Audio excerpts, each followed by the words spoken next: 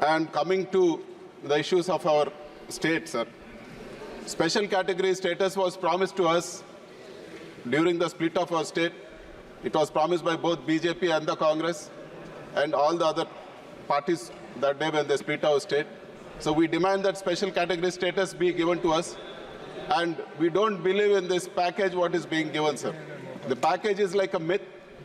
And they're just talking about one or two things which are part of AP Reorganization Act and saying this is a package. We are not acceptable for this package. And I would also like to recall that my friends from Telugu Rajyam party, they spoke of a special category status from 2019 to 24. I wish they stick to the same stand and keeping aside politics. YSR Congress party is ready to work with all other parties, including TDP, for special category status in the interest of the state, sir. We demand special category status, and it can't be replaced with a package. And also, the Honorable Finance Minister was talking about a Polavaram project. It is very true that Polavaram is a lifeline for our state. We'd like to know from the Honorable Finance Minister, though it is a national project, why the execution was given to the state government? For what reasons? NDA was in power. The whole issue, giving execution to the state government is sort of blunder for this project, sir. The whole project has been messed up, and it was accepted at 2014 rates, which is not at all acceptable. It's 10 years now. Who is going to bear the cost of the escalation? And one more, sir. We'd like to know the blunder, the cost escalation of the blunder which happened in the construction of the diaphragm wall. For any project, any dam to be built, upstream and downstream, there needs to be a coffer dam built, sir. A coffer dam, the purpose of the coffer dam is to prevent the flood during the construction so that the main dam doesn't get affected. But what happened in Polavaram project, the diaphragm wall, which is the foundation of the main dam, was built without the coffer dams being completed. Thereby the flood eroded the whole diaphragm wall, sir. If the project is built on this same diaphragm wall, it is going to affect the security and safety of the project, and it's going to lead to a huge catastrophe. Sir, I would like to know, since this diaphragm wall is damaged, who is going to bear the cost of the diaphragm wall, which has to be built parallelly, which has to be constructed again, and it's going to cost thousands of crores? Is the state going to bear this or the center going to bear this? We don't accept this being put as a burden on the people of our state, sir. We also demand that land acquisition for Polavaram project be executed simultaneously along with the construction of the project. The delays because of these blunders should also be borne by the central government. That is our demand. And we would like to clarify, sir. The Honorable Finance Minister announced that 15,000 crores has been given for construction of Amravati. If this is a loan, who is going to bear this, and what is the advantage for the people of our state? Is it part of the FRBM limits given to our state, or is it is over and above that? So, as of what we understand, it is from the taxes of our people, and what is the advantage we are going to get with this 15,000 crores? We appreciate any help being done to the state, but we demand that it should be in the form of a grant and not in a loan. And we also want to know the timeline for Kadapa-Bangalore railway line. Now, the Telugu Rajyam and BJP are in power in the state, so we would like to know when the Kadapa-Bangalore railway line will be finished. And we also oppose the privatization of Visakhapatnam steel plant, sir. If we sell Visakhapatnam steel plant at this juncture without a proper iron ore mine, there is no way justice will be done. We demand that iron ore mines be allotted for Visakhapatnam steel plant, and the government own this. If iron ore mines are allotted to Visakhapatnam steel plant, it will be highly profitable and a big asset for our country. And we strongly oppose the privatization of Visakhapatnam steel plant. And we also demand whatever the other promises which have been made in the AP Reorganization Act. It has been 10 years since the promises have been made, and the tenure of AP Reorganization Act is also over. We want to know what's happening for Visakhapatnam Metro, Kadapa steel plant. And we also want to know that the promises made in the form of Super 6 during the election. So we would like to know the timeline, because NDA is in power in our state. We would like to know the timeline for the execution of Super 6. We hope that Super 6 promises will not become sorry 6 promises for our state. We wish and we hope the promises are kept. And it was promised that immediately after coming to power, all the Super 6 promises will be taken care of. But we don't find it, sir. Apart from one promise, nothing has been kept. And I would like to bring to the notice of the House, sir. Without proper law and order, how will the investments come? For example, sir, I've been restricted from going into my constituency. They attacked me. They had burned my vehicles. They destroyed my vehicles. The attack was, it was in the full glare of all the TV channels. And finally, a case was booked against me, sir. The attempt to murder case was booked against me. After an attack happened on me, a reverse case was booked against me. Such is the law and order situation. If the law and order situation is so bad in our state, how will investments come into our state, sir? I demand from the government that law and order be restored in our state and all the violence has to be put an end. And I would also request the government not to cut down on the spending of the 11 lakh crore capital expenditure for various other reasons. And also, I demand that MSMEs be given a top priority because MSMEs constitute 30% of our GDP and 45% of our exports. They have huge issues in raising capital, sir. So, and they also have huge issues in regulatory compliances. So if these things are taken care of, MSME will grow further and it's good for the economy of our country. And it is one of the major steps we need to take for achieving a 5 trillion economy and hoping that the Honorable Finance Minister will answer to all our concerns. I end the speech. Thank you. Dhruv is there from HAL, which is a 14-seater helicopter. And also NAL is also making another plane. Now, if you add this, if you bring in these changes in the legislation, then the state of design, ICAO will recognize India as a state of design, which will improve our prospects globally also, sir. To bring in talent which will attract in creating design here, and also whatever we design or manufacture, that is also going to be accepted worldwide also.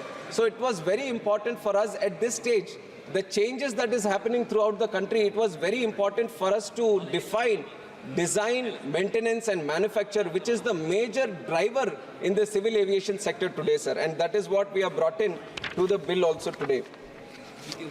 And the other one, before bringing this bill here, a lot of wide consultations have happened, both internally and externally also. From the public, we have received the feedback. From internally, DGCA, BCAS, AI, ERA, AAIB, and also externally Ministry of Defense, Ministry of Home Affairs, Ministry of External Affairs, Finance Ministry, DPIIT, Department of Telecom. All these were widely consulted and all their feedback was taken in before we have brought in this Bharatiya Vayan Videk into the August House, sir. And another important feature that this bill is addressing, this is a feedback that we have received from the pilots, especially the pilots who are getting trained and trying to obtain their CPL license, commercial pilot license. Sir, before they obtain this commercial pilot license, there is one certificate that is required, which is the radio telephony certificate. This RTR, radio telephony restricted certificate, which was supposed to be given on the basis of the previous act, this was supposed to be given by Department of Telecom. Now, once they, before obtaining the CPL, they had to go to Department of Telecom and get this license. Once they get the license from Department of Telecom, they come back to DGCA, which is under the Ministry of Civil Aviation, and they get flight radio telephony operator license. Once they get the flight telephony operator's license, then they again get the commercial pilot license, which is the CPL.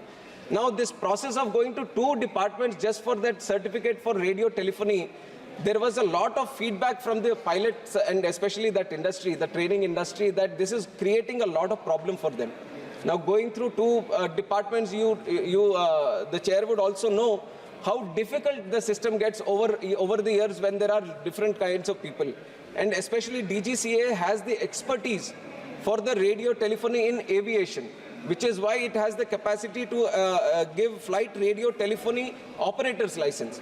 So the feedback from the industry has been that why don't you shift this from the Department of Telecom and put it within the Ministry of Civil Aviation, and this with this bill, we have addressed that feedback, sir, and we have shown that this is a government which listens to the public, which does what the public needs, and that is the change that we have brought in this bill also.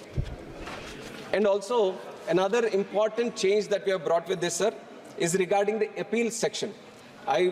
I thought a lot of people would talk about this, but not a lot of people have thrown some light on this. But there have been a lot of inconsistencies in the earlier act which was related to the appeal, sir. And there was provision for appeal against only financial penalties. Administrative penalties, there was nothing written in the earlier act which was addressing the appeals on administrative penalties. Only financial penalties, there was an appeal, and there was only one appeal that was allowed. But now we thought, when we are trying to change this bill, change the act and bring in a new bill, we have decided that we are going to implement the principles of natural justice, and whenever how the industry treats the appeals, how other departments are treating the appeals, we are going to bring that structure into this, and that is what we have done here also, sir. So any time any action is taken, the first show cause notice, the person against whom the action is being taken, he will be properly heard, and he'll be given a chance to go for 2 appeals, and there will be a proper tribunal also after the appeals, so that he can get the principles of, he can avail his principle of natural justice, and that we have accommodated here. And just like I said earlier, there was only for financial penalty, the appeal was there. Now we have added administrative enforcement also, so that there is opportunity for appeal there also, sir. And also earlier, the Principal Act, the Indian Aircraft Act, only carried certain provisions regarding the action of suspension of licenses, certificate or approvals.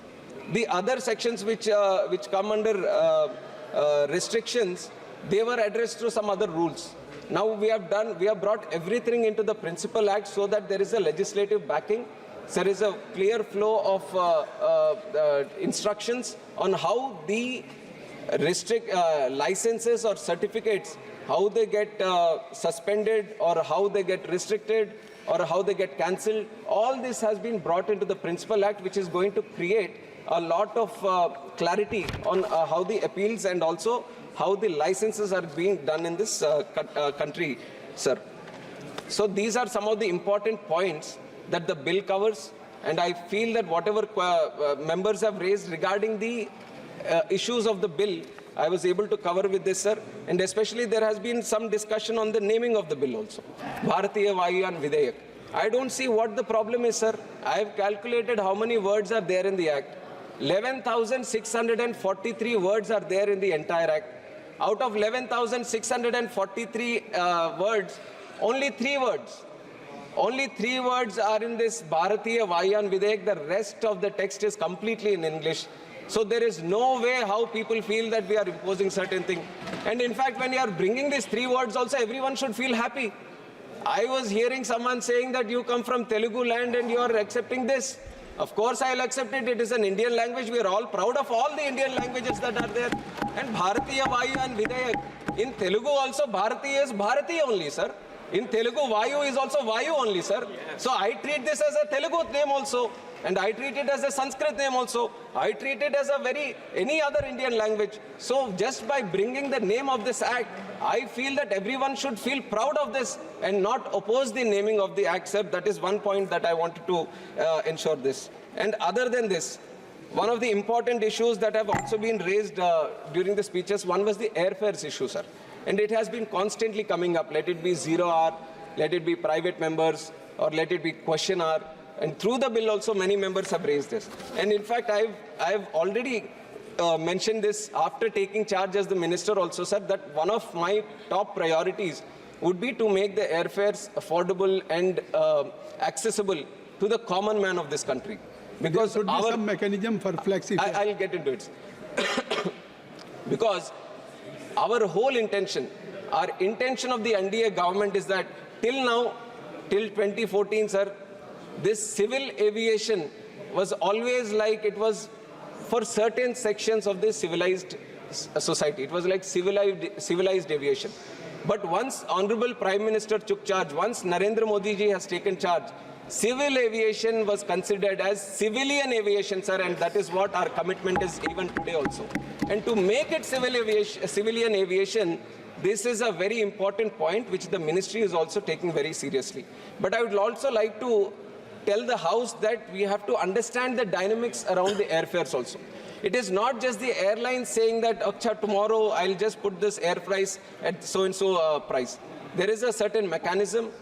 There are lot of other factors which are included in the airfares, like the ATF, sir, the fuel cost, the airport security fee, user development fee, landing charges, and lot of these factors, and taking into account the market demand also, and especially when some vacations are there or some special events are happening. So there are a lot of dynamic factors which get included in deciding the fare of this thing. And also yesterday when a lot of people were speaking, they were also mentioning that how certain carriers have gone out of system also. Some important airlines like Jet Airways and other Deccan Airways and some important airways which were very optimistic in the area of civil aviation, they've all exited the aviation market, sir. So we have to create a balance. Now, if you see, we create so much pressure on the airlines that they totally are not in a situation to run, then we don't have any planes to run only. So we have to create a balance, and that is the balanced approach that the ministry is also looking at. Where there is a balanced approach, the airlines also shouldn't misuse or take advantage of the position of the passenger. And also at the same time, we are creating a level playing field so that the airlines also operate at a certain stage in the country. But on the directions of Speaker, sir, also last time when there was a discussion on this, he said, why don't you meet the airlines? And we are doing it from the ministry, sir. We are having meetings with the airlines industry, and we are trying to ensure that there is no misuse or there is no disadvantage for the passenger here. And especially I would like to mention in the House also, because a lot of people have raised this issue across the benches, sir, and even Speaker, sir, has also taken cognizance of this. So we are thinking, sir, of setting up an online mechanism to take in grievances from not just the MPs, from also the public. And we'll put up a team in the ministry which is going to specifically look about these issues where they feel undue advantage has been taken or unnecessarily some unreasonable hike has happened in airfares. Whenever there is an issue like this, we're going to create an online system which will take care of the grievances. You can put in your grievances, and with timely response, we are going to address this one, and we are going to make sure that there is no undue advantage that has been taken by the passenger. And this much I want to tell the honorable members of this House, sir. And other than this, one important scheme that has been brought in by Honorable Prime Minister, I would like to mention it to the House again, sir, which is the RCS scheme. RCS Udan scheme was a total game changer for the civil aviation market in the country. And we should all be proud by the great vision Honorable Prime Minister Narendra Modi ji had to create this scheme back in 2016 itself, sir. And I take great pride in talking about this RCS Udan scheme, which is Regional Connectivity Scheme, Ude Desh Ka Aam Nagrik. And some of the success stories this has created. Now, I could see the positivity of most of the people, members who have spoken yesterday also. They have been proudly talking about the airports in their districts, airports in their constituency, how they have increased, how they want more connectivity happening, how they want the terminal capacity to increase. And I would like to take certain examples. One example is Darbhanga Airport, sir. Darbhanga city is a very historical city. When this was from the Maithili time, it was a very historic and important city. And it had one airstrip there, sir, which was running during 1950 and 1962. After 1962, there was no plane there. It was totally taken away from the civil aviation map of this country. And when RCS came into play, when Udan came into play, this was in 2020, after the airport was upgraded with spending 120 crores to the Udan scheme, the first flight from Darbhanga took off on 9th November 2020. And since then, sir, this was in 2020, the first flight took off. And in the year 2022-23, this was after the COVID also, the airport handled 6 lakh passengers in the whole year, sir. And that was the kind of change the RCS has brought in for this Darbhanga. And Jharsuguda Airport, there was no airport in Western Odisha. And there was a huge interest for all the people from Western Odisha that we should have an airport. Before 2014, before this RCS scheme, there was nothing which was addressing this issue. But once RCS was brought into place, even this Jharsuguda airport, we have spent up to 202 crores, where we have created a new airport. And once that airport was brought in, 2019 first flight took off, and now that terminal is handling 2 lakh passengers per year, sir, which is a great achievement for Jharsuguda airport. Then we have Pithodgarh airport, Kalburgi Airport, Kishangarh Airport. Examples are numerous, sir, and these come from all the cities, all the states, all the union territories of this country. So this was the grand vision that Narendra Modi ji had, where we are going to take up those remote areas where there is a lot of demand for people to travel through airplanes. So that was when this RCS was promulgated and it was brought into effect. And we are running at the tune of more than 500 routes have started under RCS, sir. And more than 1.4 crore people of this country have traveled through this RCS routes. And that is something which we all should be proud of, sir. And other than that, we are going to, because of the success of this scheme, we are going to improve the scheme, sir. In the coming days, with the help of the central government, we are going to bring in RCS again, because it was a 10-year plan. And now we are seeing that there are some issues when the RCS is specifically for 3 years. Because the way that scheme was done is that for 3 years, we are going to help a certain airport or a certain route to take off. But it was not for a continuous time that the government is going to provide the support. We wanted to create the impetus. We wanted to create the push and the spark. So for 3 years we were supporting, but now a specific situation has arrived where after 3 years the airlines sometimes are backing away from that route. That also has been expressed by a lot of people. So we are going to address that issue. We have a process where after 1 year we can bid that route and we can restart that route through RCS. And we need to extend the scheme of RCS because it has been a huge success and it has given a huge push to the civil aviation also. So definitely we are going to look into the expanding of RCS also, sir. And other than that, in the area of civil aviation, just like how the interest is growing on for having more airports and airlines, we want to have seaplanes also. That has been also a brainchild for Narendra Modi ji, who wants to see the seaplane industry also grow in this country. And there was certain policy which was made earlier, but we have taken industry feedback also on seaplane policy. They have requested for some changes. We have done those changes, and very soon we are going to launch the new policy also. And that is going to open up a new whole area of air travel, sir. Wherever you have these dams, wherever you have these lakes, wherever you have the sea connectivity, you can use the seaplane connectivity to connect those places, again, which is going to create an alternate way of traveling, sir. So seaplanes is something we are looking at, and helicopters, sir. Now, if you look at the situation in India, helicopters are very, very low compared to the population or the size of the country we have. A Brazil city, Brasilia, itself has more than 500 helicopters, and we are looking at 250-something helicopters in the whole country. So there is a great opportunity to tap into the helicopter services in this country, sir. So what civil aviation is doing regarding it?